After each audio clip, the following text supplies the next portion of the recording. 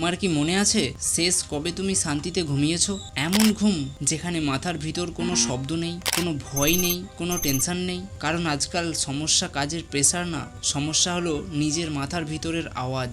শরীর ক্লান্ত কিন্তু মাইন্ড থামছে না। একটা থট আসে, যদি ফেল করি, তারপর আর একটা, যদি সবাই আমাকে ভুল বোঝে, তারপর আরও একটা, যদি আমি কোনোদিন সফলই না হই। এভাবেই একটা চিন্তা ধীরে ধীরে ঝড় হয়ে যায়, আর এই ঝড়ের নাম ওভার থিঙ্কিং। হ্যাঁ, আজ আমি বলবো তুমি কিভাবে ওভার থিঙ্কিং এর মতো মারাত্মক ঝড়ের সাথে লড়াই করে কিভাবে নিজেকে একটা স্বাভাবিক জীবনে ফিরিয়ে আনতে পারবে। এর সাথে সাথে আমি তোমাদেরকে একটা বইও রেকমেন্ড করব, যা তোমাদেরকে ওভার থিঙ্কিং থেকে বেরোতে পুরোপুরিভাবে সাহায্য করবে।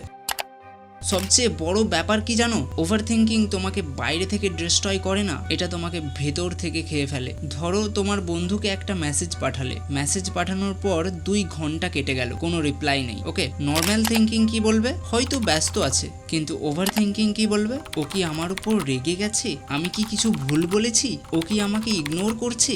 দেখলে, একটা ছোট্ট ঘটনা মাথার ভিতর পুরো মুভি বানিয়ে দিল। এটাই ওভার থিঙ্কিং। তুমি বাস্তবের সাথে না, নিজের মাইন্ডের বানানো স্টোরির সাথে লড়াই করছো। ওভার থিঙ্কিং এর রুট প্রবলেম চিন্তা না, রুট প্রবলেম হলো ফিয়ার। হ্যাঁ, ভয়। Fear of failure, fear of rejection, fear of losing. ধরো তুমি একটা এক্সামের প্রিপারেশন নিচ্ছ, এক্সাম এখনো 3 মাস বাকি, কিন্তু মাইন্ড আজ থেকেই শুরু করে দিয়েছে, যদি ফেল করি, যদি চাকরি না পাই, যদি সবাই জাজ করে। খেয়াল করো, এক্সাম এখনো আসেইনি, কিন্তু শরীর অলরেডি স্ট্রেস ফিল করছে, হার্টবিট বাড়ছে, ঘুম কমে যাচ্ছে, কনফিডেন্স কমছে। একটা কথা মনে রেখো, রিয়ালিটি যতটা না পেনফুল, তার চেয়ে বেশি পেনফুল হয় ইম্যাজিনেশন। কারণ ফিউচার এখনো আসেনি, কিন্তু মাইন্ড অলরেডি ওর সিন প্লে করা শুরু করে ফেলেছে। এখন প্রশ্ন, থামাবে কিভাবে? সব উত্তর আজই লাগবে না। একটা উদাহরণ দিই, রাতে যদি তুমি কলকাতা থেকে দার্জিলিং যাও, গাড়ির হেডলাইট কি পুরো রাস্তাটা একসাথে দেখায়?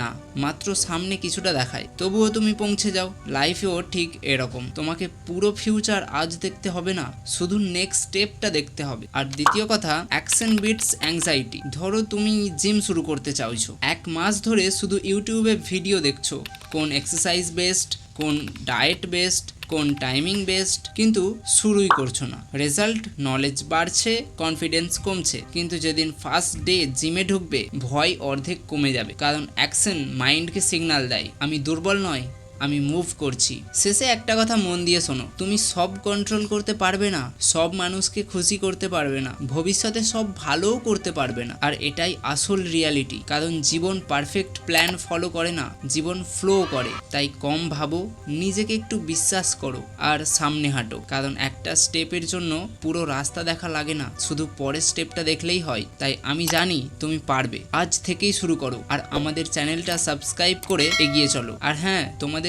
ভিডিও শুরুতেই আমি একটা বইয়ের কথা বলেছিলাম, সেটা হলো এই বইটা, মাইন্ড ফাকড। এই বইটা লিখেছেন মিস্টার অনুভব আগরওয়াল। এটা থেকে তোমরা জানতে পারবে কিভাবে যে কোনো রকমের পরিস্থিতিতে যে কোনো রকমের চিন্তাকে ট্যাকেল করে জীবনকে উপভোগ করতে হয়। যদি বলো ওভার থিঙ্কিংয়ের নেক্সট পার্ট চাই, তাহলে কমেন্টে ঝড় তুলে দাও।